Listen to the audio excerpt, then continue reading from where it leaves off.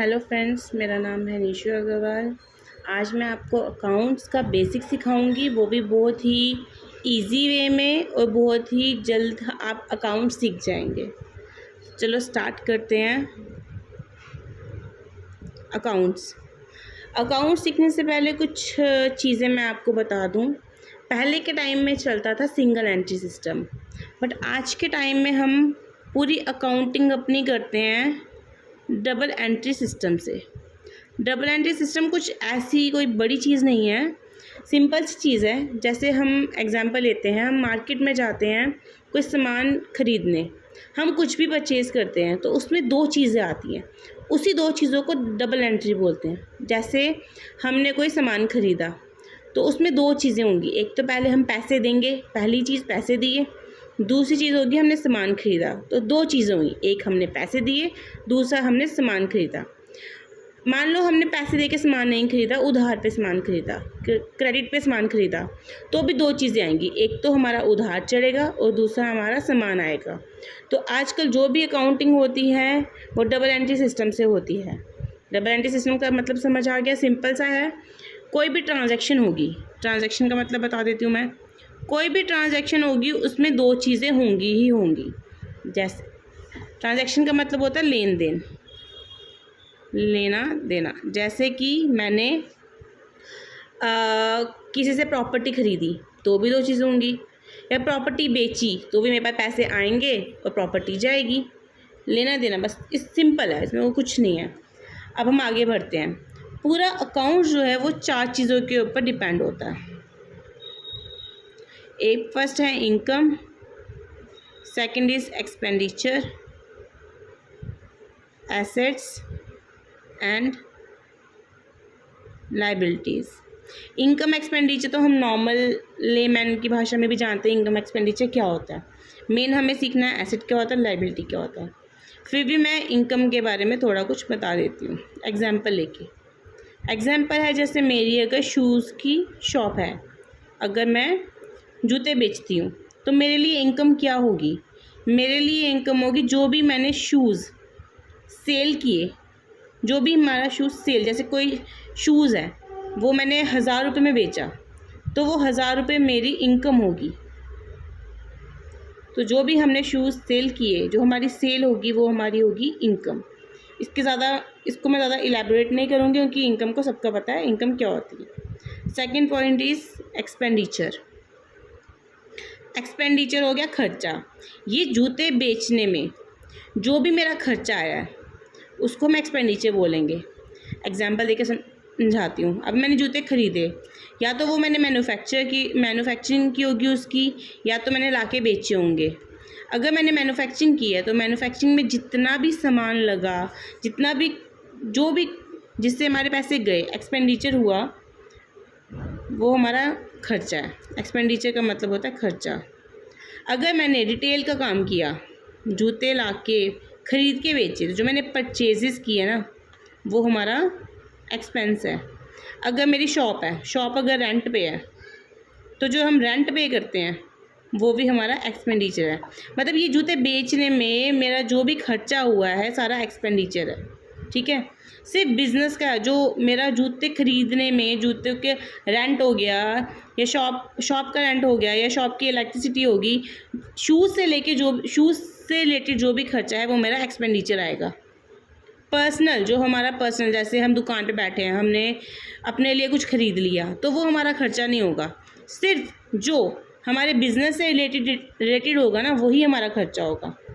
Personal खर्चे इसमें नहीं आएंगे। पर्सनल अलग होता है और बिज़नेस का अलग होता है, तो इसमें सिर्फ बिज़नेस के खर्चे आएंगे। अब जो समझने वाली चीज़ है अगला, वो है हमारा एसेट।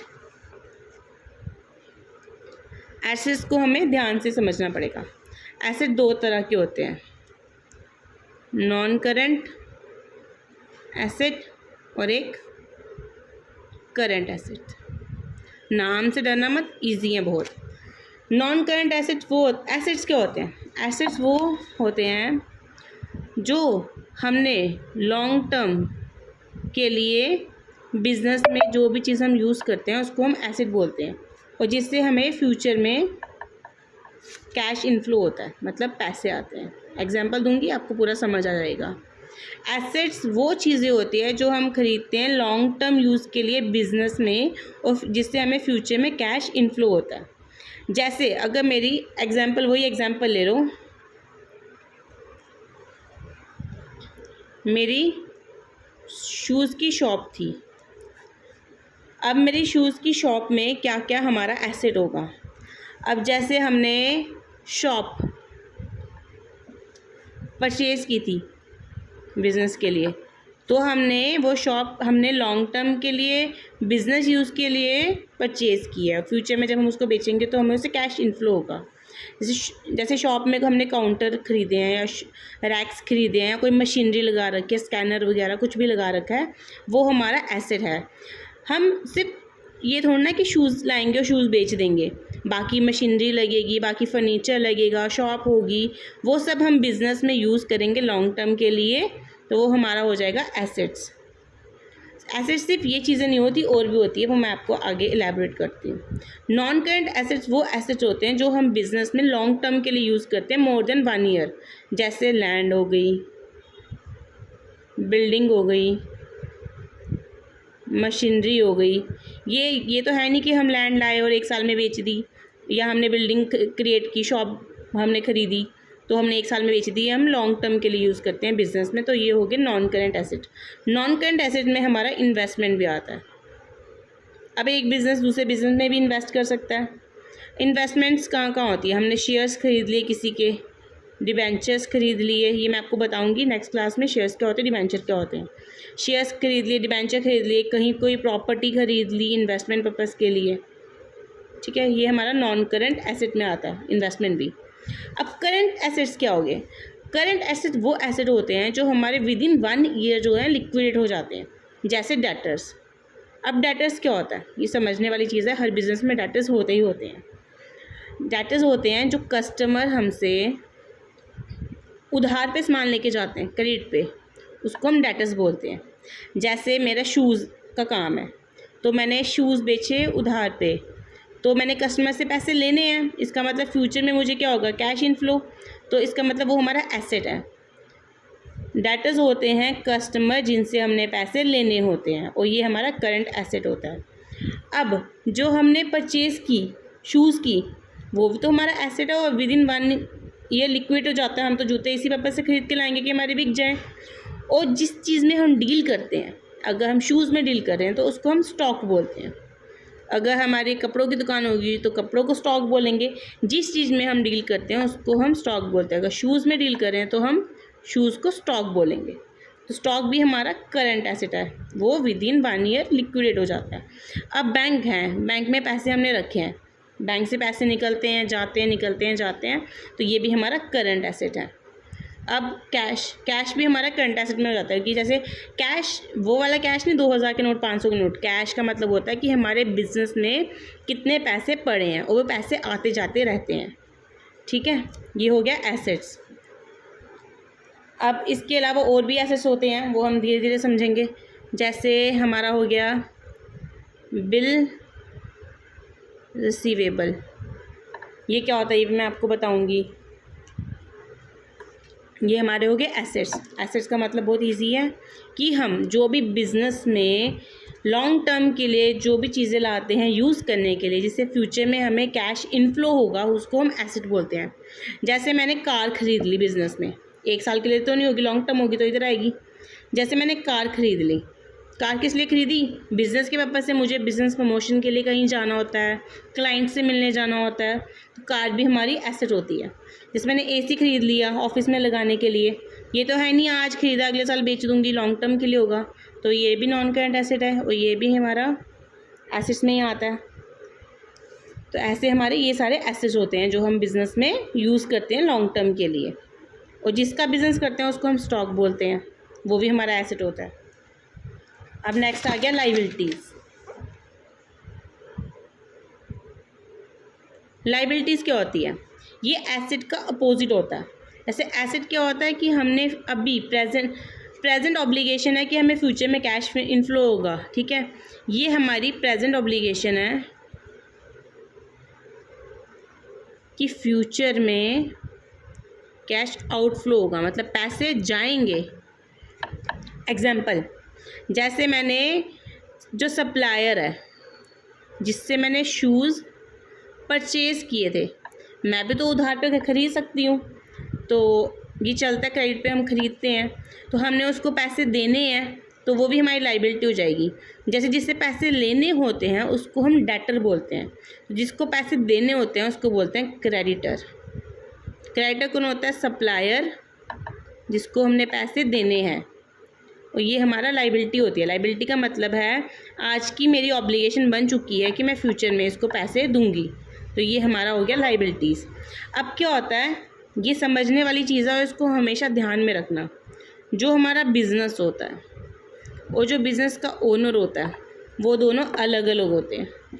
अब बिज़नेस को स्टार्ट करने के लिए पैसे तो चाहिए होते हैं, और वो पैसे बिज़नेस अपने आप कहाँ से लेके आए? तो ओनर बिज़नेस में पैसा डालता है। जो ओनर बिज़नेस में पैसा डालता है उसको बोलते हैं कैपिटल, उसको बोलते हैं कैपिटल।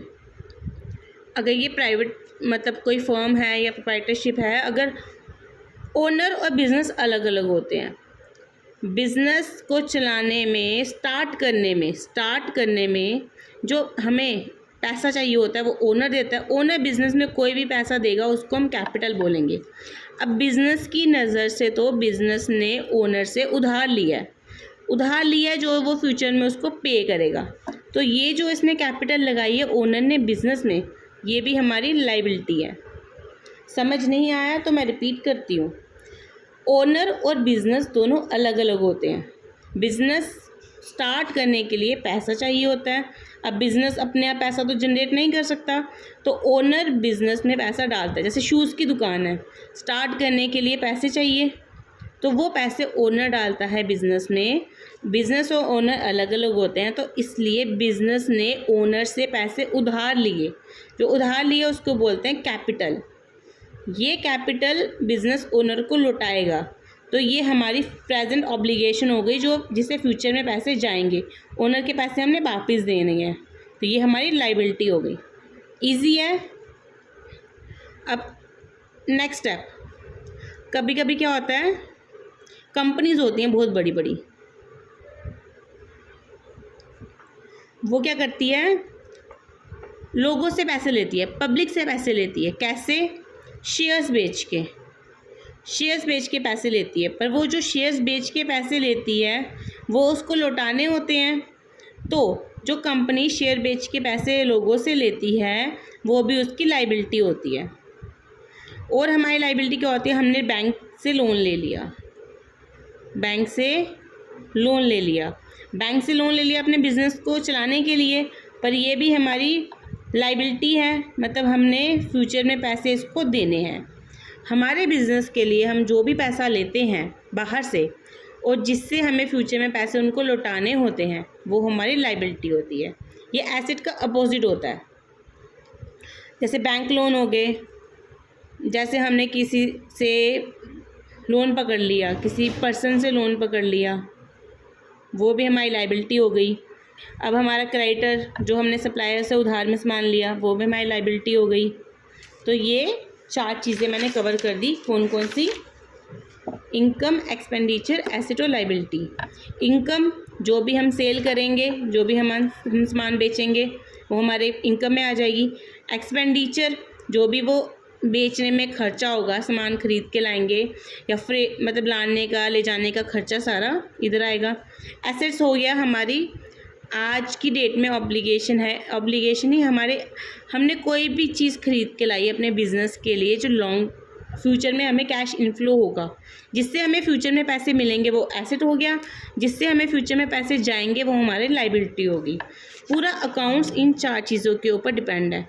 अगर आपको ये 4 चीज़ें समझ आ जाती हैं तो आपके लिए बहुत ईजी होगा अकाउंट्स आगे सीखना। अब इस क्लास में हम इतना ही पढ़ाएंगे। डबल एंट्रीज कि ये 4 चीज़ें होती हैं, इन 4 चीज़ों को मैंने एक्सप्लेन कर दिया। अब अगली क्लास में मैं आपको जिससे अकाउंट्स हम बनाते हैं, जो मेन बेस है वो है जर्नल एंट्रीज़ कैसे बनाते हैं। जर्नल एंट्रीज़ ये 4 चीज़ें सीखे बिना नहीं हो सकती थी। जर्नल एंट्रीज़ मैं आपको नेक्स्ट क्लास में बताऊँगी। तो जितने ज़्यादा व्यूज़ होंगे उसी हिसाब से मैं आगे क्लास बनाऊँगी। तो so please like, subscribe and share. Thank you so much.